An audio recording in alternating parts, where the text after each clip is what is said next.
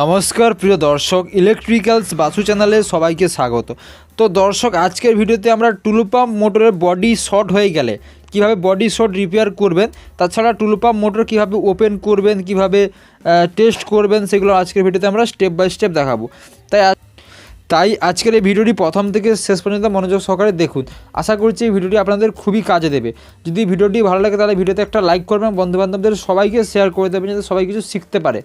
এবং আমার এই চ্যানেলে নতুন হয়ে থাকলে চ্যানেলটি সাবস্ক্রাইব করুন ইলেকট্রিকের উপর কম্পিউটারলি কাজ শেখার জন্য, এবং পরবর্তী ভিডিও সবার আগে পাওয়ার জন্য বেল নোটিফিকেশানে অল প্রেস করুন। তো চলুন দর্শক, শুরু করি।